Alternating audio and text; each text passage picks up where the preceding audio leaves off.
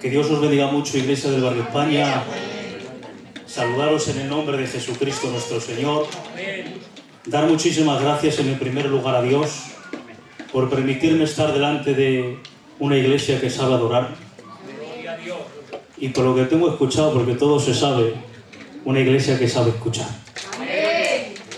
Y eso para aquellos que nos gusta exponer la Escritura, pues un auditorio perfecto. Así que os saludo a todos en el nombre de Jesucristo, dar gracias a Dios por encontrarme en esta tarde participando y haciendo este culto para la gloria y la honra de nuestro Señor Jesucristo. Y gracias, como no, al Pastor Jesús. He de decir de él que lo sabe de sobra, sin doctrinas, que le tengo muchísimo cariño, muchísimo aprecio. Lo poquito que he conocido de él, muchas veces yo, hablando con mi compañera, cuando lo veo por algún sitio, digo, cuando quiera ser de grande, quiero ser como él.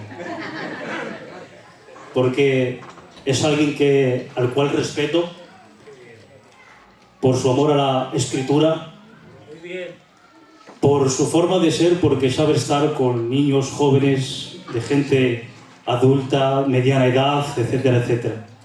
Por lo tanto, gracias, hermano Jesús, por esta invitación.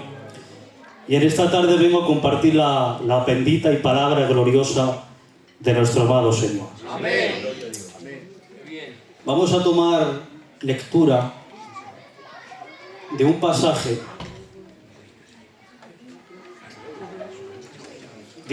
que se ha predicado mucho de él. Es ultra archiconocido por nuestra iglesia, por nuestras iglesias, y sobre todo creo que es el núcleo del Evangelio de Juan. Creo que ya les estará sonando. Vamos a hablar de Juan 3:16, ¿vale? Vamos a abrir la tablet. Ahora con las nuevas modas, pues todos nos estamos enganchando a la tablet. Creo que tenemos que adaptarnos a los diferentes cambios del tiempo. Y creo, para mí, desde que estoy empezando a predicar con la tablet, es mucho más ameno, más fácil y de una manera que por lo menos a mí me bendice muchísimo mejor. Amén. Gloria a Dios.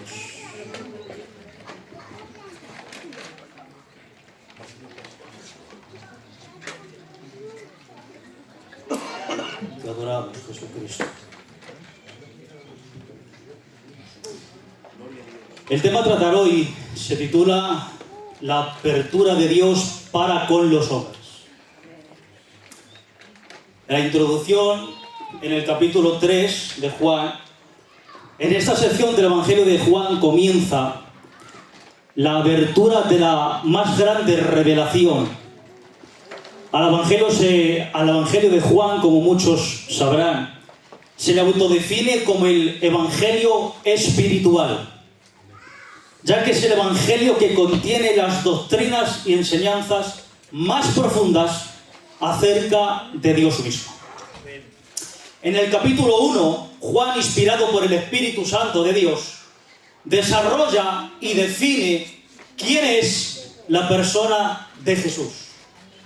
En el capítulo 1 revela quién es, el cual lo define como el Verbo de Dios. La misma palabra de Dios personificada, la misma palabra de Dios andando y distribuyendo el mensaje de salvación por medio de Cristo. Revela su existencia, una existencia preexistente antes de todas las cosas, y añade su existencia, su relación con el Padre. Por lo tanto, aparte de preexistente de todas las cosas, es eterna. Aleluya. Ya que cohabita en el Padre desde siempre. Amén. Revela más adelante, versículos después, que Él es la causa de todo lo creado y por lo tanto externo a la creación. Amén. Y lo define como la vida misma y la luz de los hombres. Amén. En el capítulo 2, la situación de Juan el Bautista, hemos dicho que en el primer capítulo define de una manera extensa quién es Jesús. Pero sin embargo en el capítulo 2 Juan se encarga de confirmar por medio de una revelación directa del Padre sobre que Jesús de Nazaret, es el Cordero de Dios preparado para quitar el pecado del mundo. Amén. Y por último, en el capítulo 3 de Juan, vamos a partir de ahí. Digamos que está dividido en dos secciones totalmente distintas, pero unidas y relacionadas especialmente. La primera sección se divide en la conversación con el principal por nombre Nicodemo. Una conversación entre este principal y la persona de Jesucristo. Y segundo, la extensión, esto ya es aparte porque Cristo, mejor dicho, Juan se centra en la persona de Jesús, deja a un lado a Nicodemo y ahora se centra en lo que realmente es importante, la persona de Jesucristo. En este capítulo 3, si nosotros leemos el capítulo 3 al completo, nos daremos cuenta de que del versículo 11 al versículo 21, que es donde termina esta escena, Nicodemo ya no aparece por ningún lado. Ya que en esta segunda parte, como hemos dicho, Juan solamente quiere centrarse en la persona de Jesucristo. Amén. Quiere centrarse en la mayor revelación entre tantas que hay acerca de Dios mismo y del plan de salvación. Amén. Por hacer un breve bosquejo, el capítulo 3 se podía resumir, número 1, en la presencia de un principal que viene a Jesús. Segundo, la verdad de cómo ver y entrar en el reino de Dios. 3, la debilidad total y la incapacidad de la religiosidad para la salvación. Señor. Y 4, la revelación sobre Dios mismo y la salvación. Juan 3:16 es un texto que se divide o se fragmenta en 5 verdades absolutas necesarias a conocer. Amén. La primera verdad que da comienzo a este versículo es porque de tal manera amó Dios al mundo, que en este texto, en este momento del texto, lo relaciona con la causa principal del plan de salvación, el amor de Dios. Amén. La segunda verdad, ha dado a su Hijo unigénito, el medio por el cual tendría cumplimiento este plan de salvación tan maravilloso. Tercera verdad, para que todo aquel que en él cree, la condición que Dios demanda a que todo el mundo se arrepienta y crea en la persona de Jesús. Amén.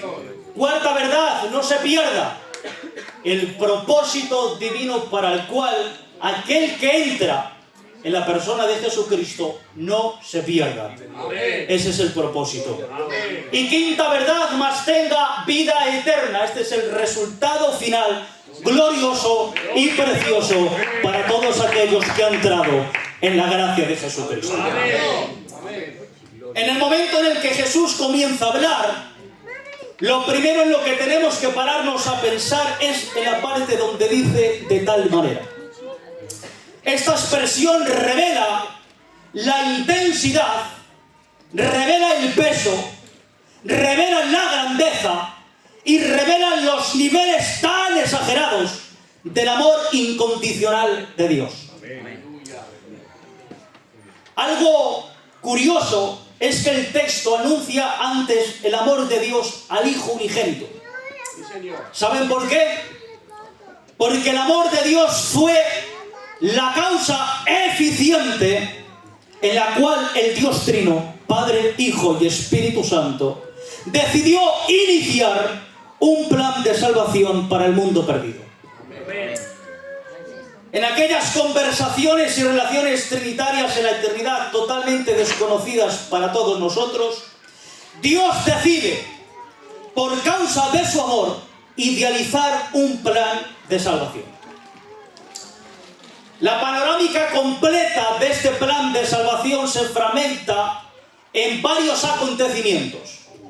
En el primer lugar, la planificación de Cristo, porque el primer plan lo idealiza sobre Cristo para convertirse en el Salvador del mundo. ¿Sobre quién sería? ¿Cuándo sería? ¿Cómo? Y en el cómo hacemos dos ramificaciones, porque el cómo es, en el primer lugar, por su encarnación, y en el segundo lugar, por medio de la cruz.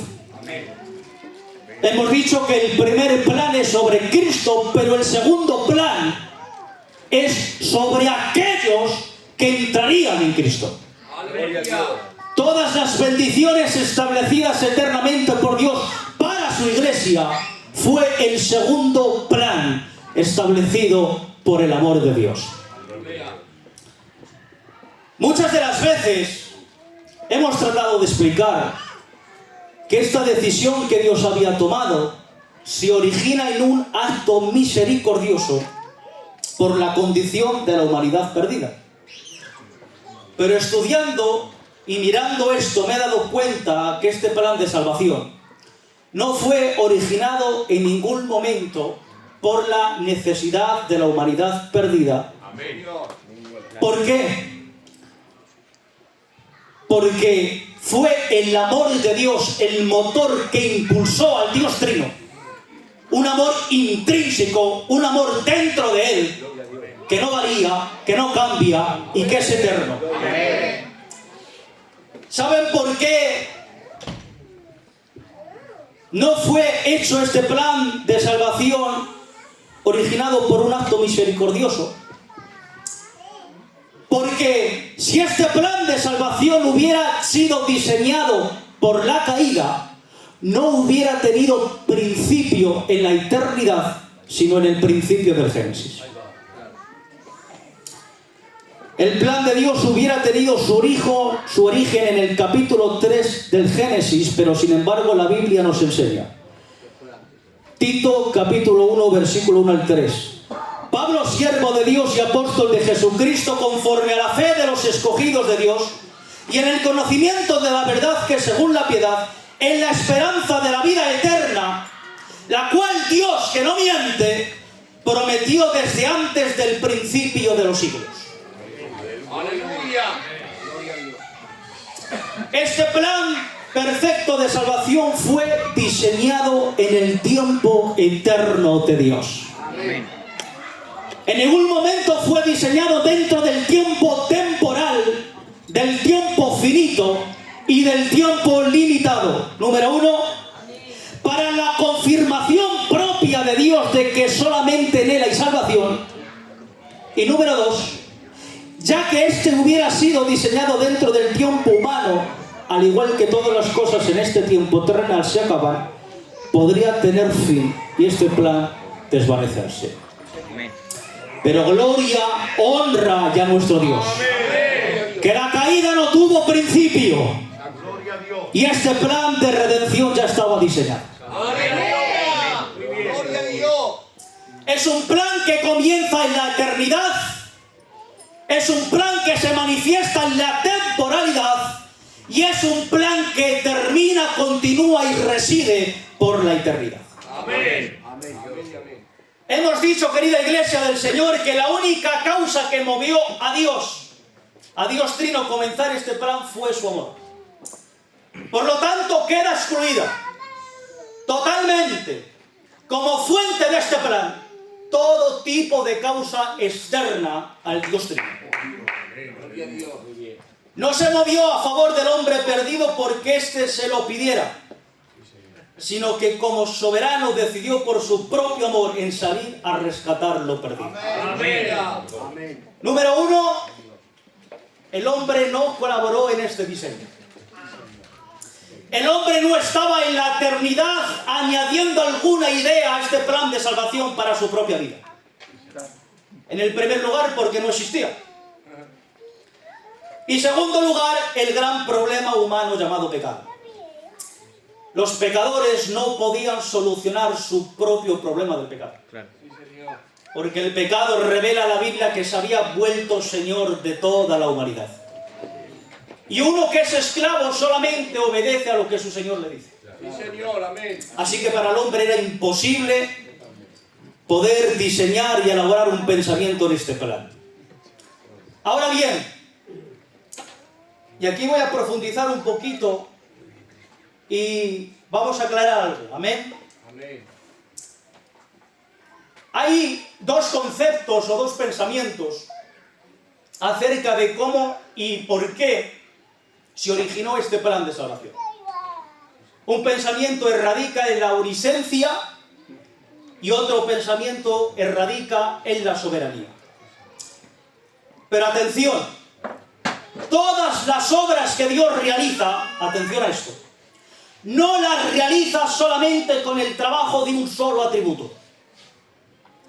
En la perfecta unidad de Dios, sus atributos trabajan no de una forma individual ni a distancia de los demás, sino que en un conjunto agrupado y relacionado trabajan entre sí para que las obras de Dios se puedan llevar a cabo. Amén. El pensamiento omnisciente, el pensamiento soberano, ni se radica en uno solo, ni se radica en el otro. Es en el conjunto de los atributos de Dios que Dios decide planificar para su gloria y para su honra. Amén. De todas maneras, en el versículo que hemos leído radica que la causa principal, el motor de Dios para este plan fue su propio amor. Esto no quita, Iglesia del Señor, que el atributo de la soberanía, justicia, omnisciencia, omnipresencia, omnipotencia, santidad, etcétera, etcétera, no estén presentes en este plan de salvación. Señor. Lo que ocurre es que todo guarda su orden. Ejemplo, lo escribí ya de antemano. Para yo poder coger la botella de agua, lo único que van a ver ustedes es que yo extiendo mi brazo. Pero antes de yo extender el brazo, unos mecanismos dentro de mi cuerpo, empezando por los ojos que visualizan, y el cerebro que dicta una orden a mi brazo, entonces yo puedo coger la botella de agua. Por lo tanto, no solamente el acto de tomarlo, es que antes ha habido un conjunto en relación y han trabajado los mecanismos dentro de mí para que yo pueda acceder a la botella. ¿Amén? Amén. Vamos a situar el orden de los atributos para este plan de salvación.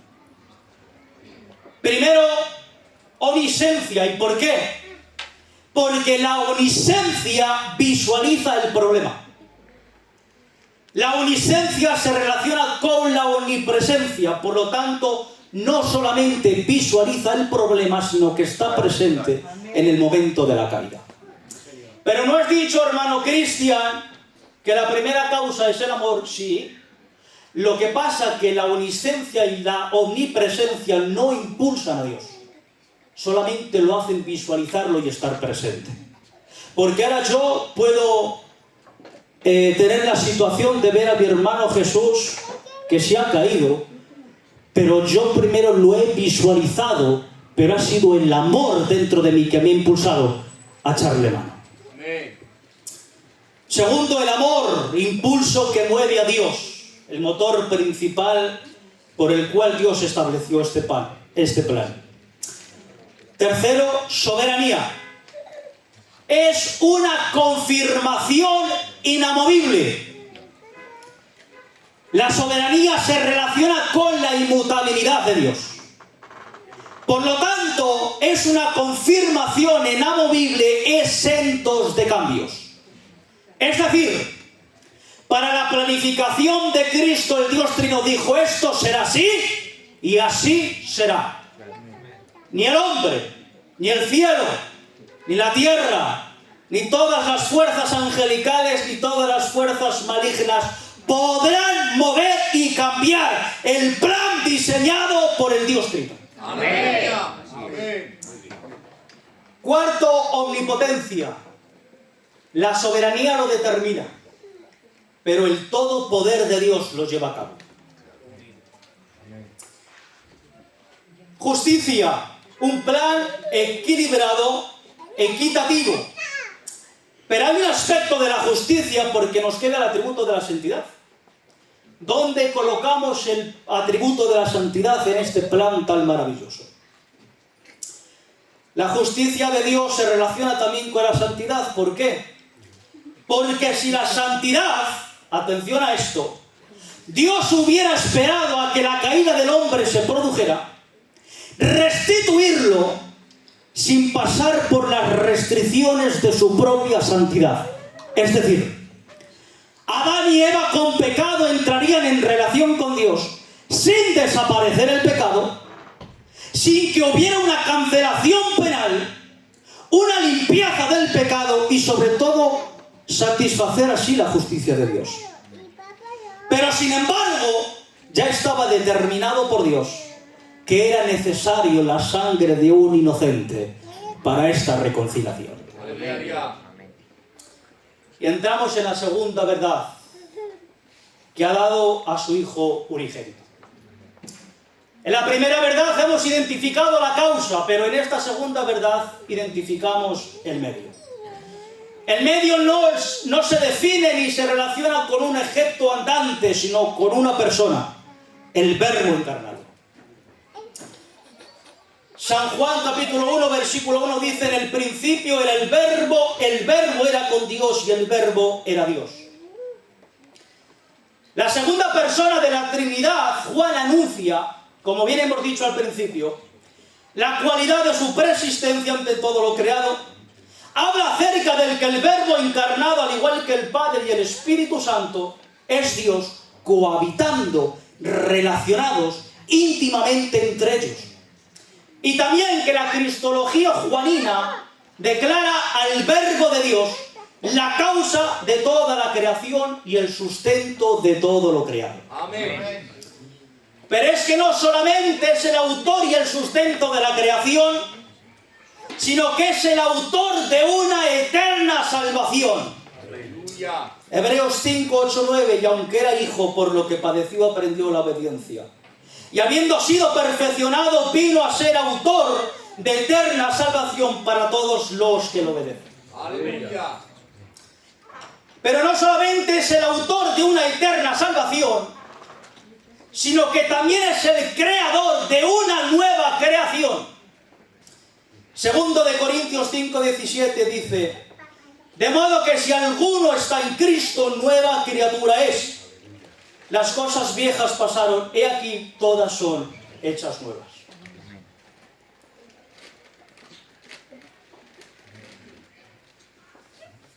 Vamos a contrastar varias diferencias que se encuentran entre el primer Adán y el postrer Adán. El primer Adán se encargó de abrir puertas a una muerte eterna. Pero sin embargo, Cristo, el postrer Adán, se autodefine como la puerta a la salvación y a la vida eterna. Amén. El primer Adán se encargó de distorsionar y de arruinar la creación perfecta de Dios.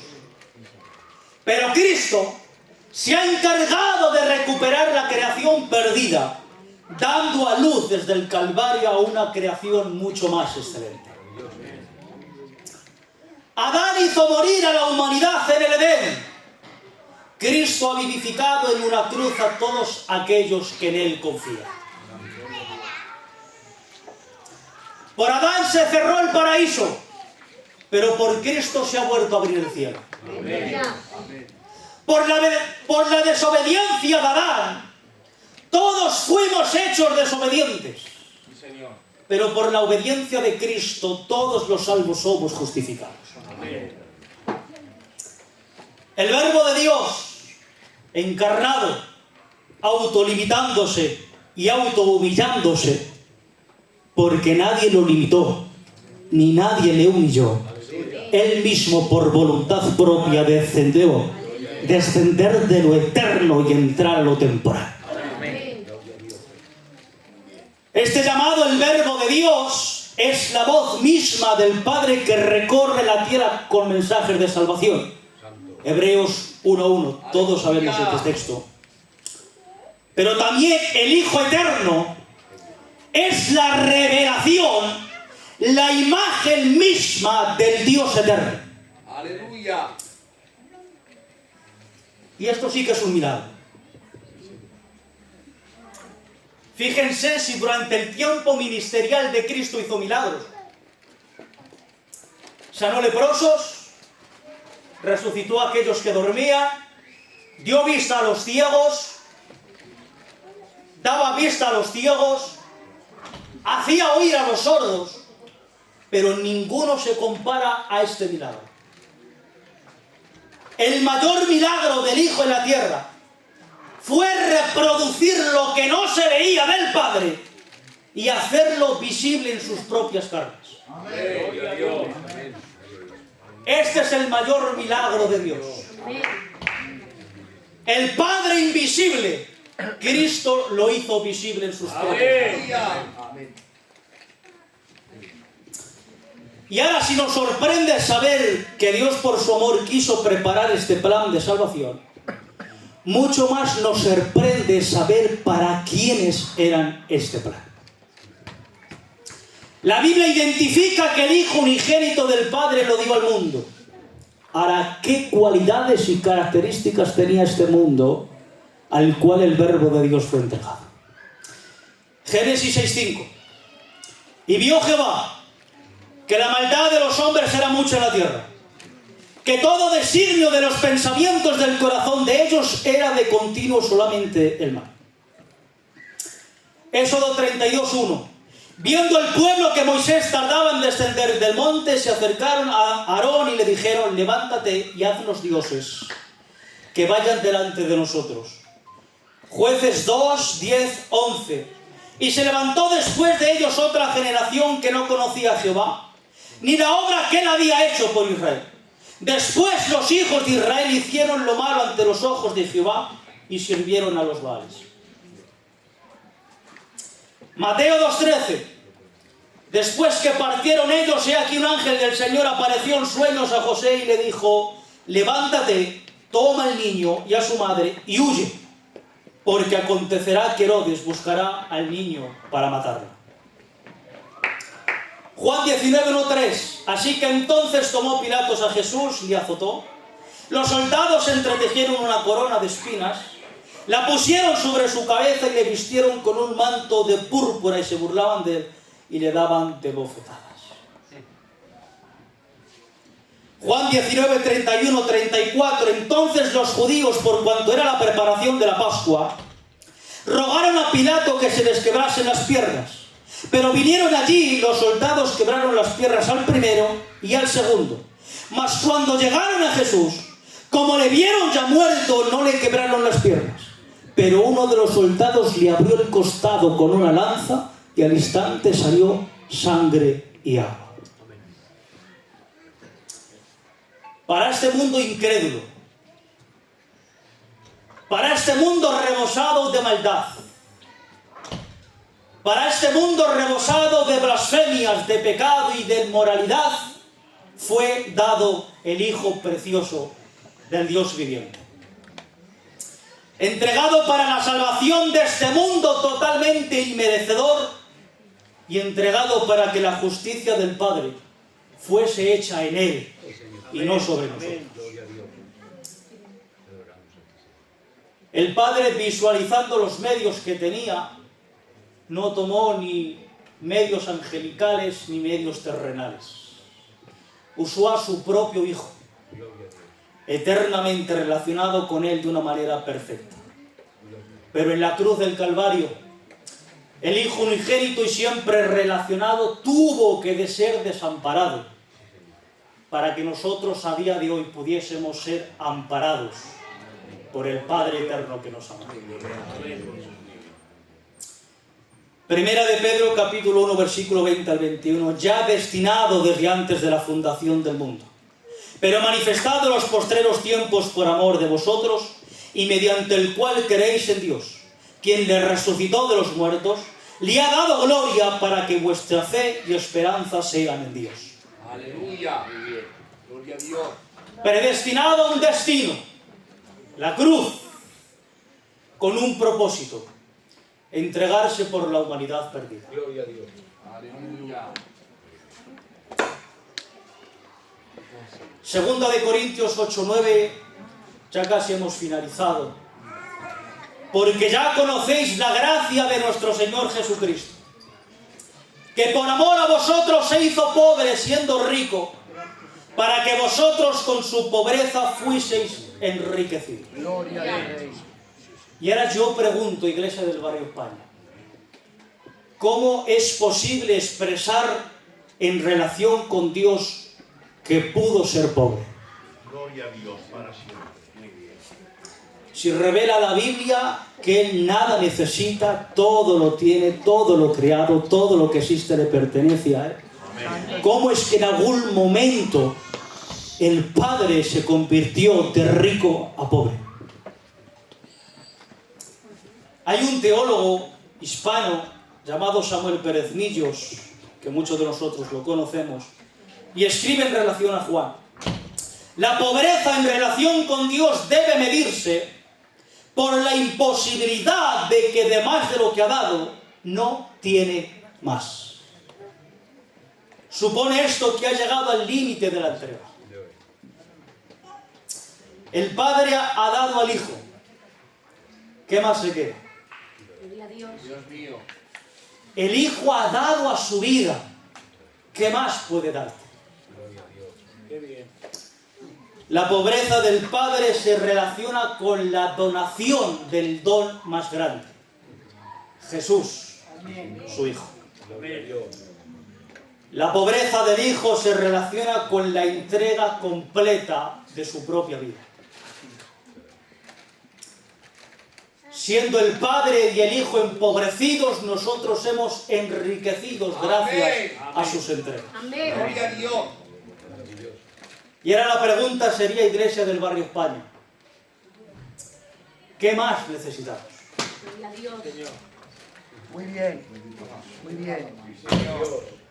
¿Acaso de verdad las bendiciones y regalos para la Iglesia pueden superar, incrementarse, igualarse a esta bendición? Sí, Señor. Todas las bendiciones que recibimos en Cristo Jesús, Efesios capítulo 1, las recibimos porque hemos recibido la mayor bendición, que es Cristo el Hijo eterno. Sí, Señor. De verdad no nos es suficiente con la mayor entrega del Padre y con la mayor entrega del Hijo. Dios mío. Dios es bueno. ¿Qué nos es suficiente para que nuestras vidas cambien y vivan en agradecimiento a esta entrega? Sí, Señor. Aleluya. ¿Qué queremos más para dejar de pensar en nosotros y empezar a meditar y a pensar en el Dios que te ama? Muchas veces deseamos que la gloria de Dios se manifieste en nuestras iglesias, que ese ambiente especial el cual quebranta el corazón. Pedimos por esas bendiciones, las cuales son buenas, pero nos olvidamos de que ya hemos sido bendecidos de una manera plena y completa. Tenemos al Hijo de Dios en nuestro corazón y al Espíritu Santo de Dios gobernando nuestra vida. ¿Qué más queremos? Sí, Señor. Si esto no nos es suficiente para vivir de acuerdo al Evangelio de Cristo, olvidémonos y vivamos nuestras vidas. Sí, Señor. Aleluya. Creo que es el tiempo, Iglesia del Barrio España, Iglesia de Dios, que dejemos de intentar pedirle a Dios aquellas bendiciones sensoriales Sí, Señor. y vamos a empezar a que nuestras vidas Amén. prescindan de la mayor bendición, que es el Hijo. Amén. ¿Qué les parece si durante 10 minuticos reflexionamos sobre esta escritura? Vamos a inclinar vuestro rostro al Señor Amén. Muy bien. y vamos a rogar a Dios que por favor su palabra que ha sido predicada sea confirmada por el Hijo y movida en nuestros corazones por el Espíritu Santo de Dios. Reflexiona sobre esta verdad. Señor, ¿Qué bueno. más necesitas para que tu vida viva en agradecimiento genuino y verdadero al Dios que te ha amado tanto? Tú eres suficiente, Cristo. Gracias, Señor. Cristo es suficiente. Es glorioso. Cuánta necesidad, Señor, hay de